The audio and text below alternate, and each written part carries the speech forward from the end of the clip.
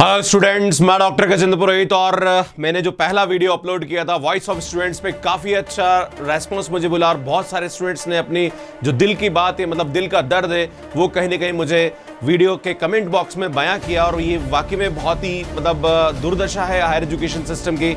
और इसके अंदर जो आज मैं कमेंट लेने वाला हूँ वो फीस से रिलेटेड है कि नॉर्मली जो कॉलेजेस होते हैं वो जब एडमिशन के टाइम पे तो बहुत बड़ी बड़ी बातें करते हैं कि लाइक हमारे पास ये फैसिलिटीज़ है, हमारे पास ये प्लेसमेंट है, हमारे पास ये फैकल्टी, हम ये प्लेसमेंट्स कराएंगे, हमने इतने लाख पे लोगों को प्लेस कराया। पर एक्चुअल में सिचुएशन देखा जाए तो वो कहीं दूर दूर तक नजर नहीं आता है।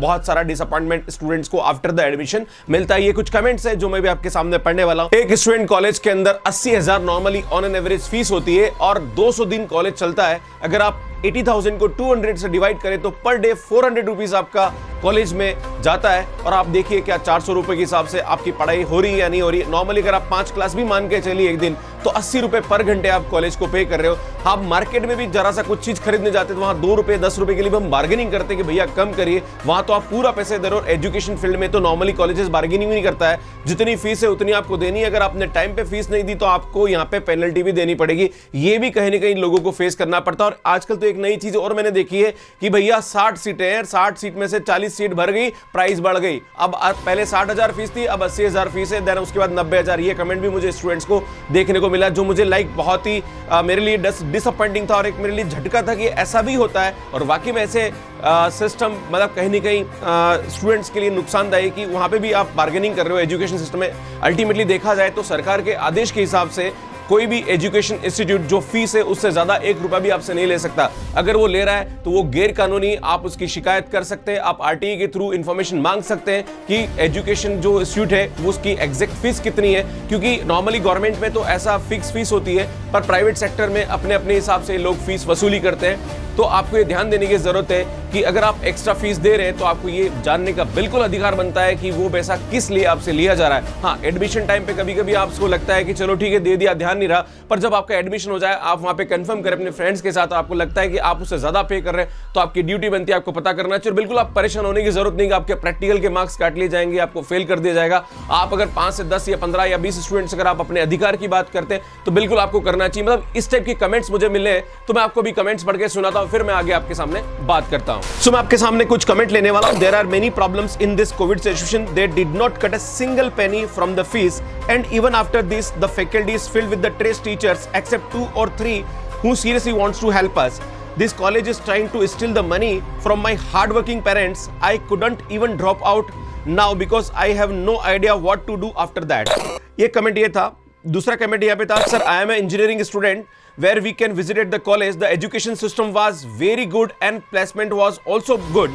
But when I took admission in the college, it was found that neither the education system nor the placement is good. The fees charged were more than that was talked about. So जो third comment है वो ये, मेरे college का fees structure से ज्यादा fees लेते हैं और ये हमारे कॉलेज हमसे पूरा फीस लेते हैं और अच्छे टीचर को निकाल के ये सब हमको कोई भी टीचर दे देते हैं पढ़ाने के लिए, प्लीज हेल्प। तो ये भी मतलब बहुत डिसअपॉइंटिंग है। सो एक और कमेंट लेते हैं। In our college firstly they said the students have 90% will be given scholarship but when I came here the fees was same for all, then what is the use of hard work. So मैं बताना चाहता हूं कि जब भी admission के time पे बहुत सारे बड़े बड़े आपको वादे दिखेंगे कि हाँ हम इतनी स्कॉलरशिप देते हैं, हम ब्राइट स्टूडेंट्स को इतना देते हैं, पर जब आप जाते हैं तो बहुत बड़े बड़े गेम नजर आते हैं। वो गेम आपको बताता हूं।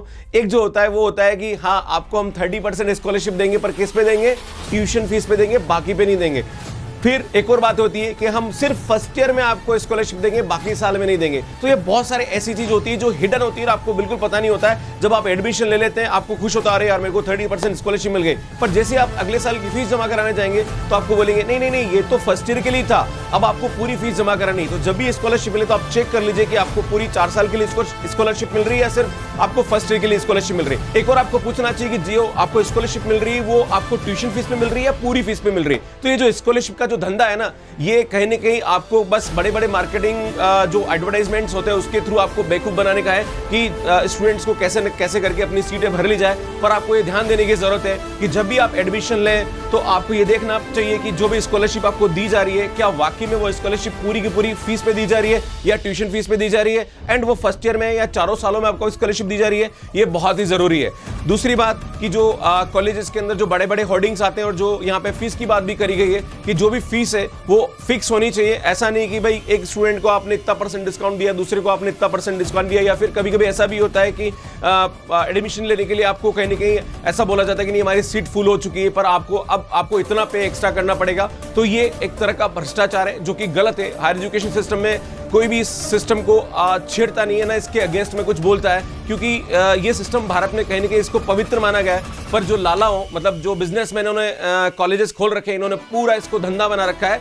सो मैं सभी स्टूडेंट्स से यही कहना चाहता हूँ कि आपके साथ जो प्रॉब्लम हुई है वो ठीक है, पर जो स्टूडेंट्स अब एडमिशन लेने आ रहे हैं, जो 12th के बाद अब एडमिशन लेना चाहते हैं, उनको आपको कहीं ना कहीं ये बात बतानी चाहिए। प्लस अगर आपके साथ गलत हो रहा है तो आप ग्रुप में होके आप उसकी कंप्लेन कलेक्टर में कर सकते हैं और अलग अलग प्लेटफॉर्म पे जाके आप अपनी बात बोल सकते हैं। कॉलेज आपका कुछ भी नहीं बिगाड़ सकता है, ना आपके मार्क्स काट सकता है, ना आपको कहीं आपका करियर खराब कर सकता है। आपको बिल्कुल डरने की जरूरत नहीं है। सो जो वॉइस ऑफ स्टूडेंट्स मेरी जो सीरीज है, इसमें मेरा उद्देश्य यही है कि जो स्टूडेंट्स की प्रॉब्लम है इसको कहीं ना कहीं मैं यहाँ पे उठाऊं। और मैं आपको बताना चाह रहा हूं कि मैं बहुत जल्दी एक वीडियो लेके आने वाला हूं, क्योंकि बहुत सारे कॉलेजेस ऐसे हैं जिन्होंने कोर्स का अप्रूवल ना होते हुए कोर्स चला रखा है, फिर 4 साल बाद या 3 साल बाद डिग्री करता है, बच्चों को पता पड़ता है कि वो कोर्स तो अप्रूव ही नहीं था और उसका 3 साल या 4 साल खराब हो जाता है। तो आपको ये कैसा पता पड़ेगा कि ये कॉलेज अप्रूव्ड है या नहीं है? तो इसके लिए मैं एक प्रोसेस बताने वाला हूं कि अगर आप फार्मेसी करना चाह रहे हैं तो वो अप्रूवल है कि नहीं है, अगर आप बीएससी एग्रीकल्चर करना चाह रहे हैं तो आईसीआर का अप्रूवल है कि नहीं है, अगर आप इंजीनियरिंग करना चाह रहे हैं तो एआईसीटी का अप्रूवल है कि नहीं है, अगर आप बीएड एसटीसी या कुछ और करना चाह रहे हैं तो वहां पे एनसीटी का अप्रूवल है कि नहीं। तो इसका प्रोसेस क्या है, कैसे आप पता करेंगे कि वो जो यूनिवर्सिटी वो कॉलेज है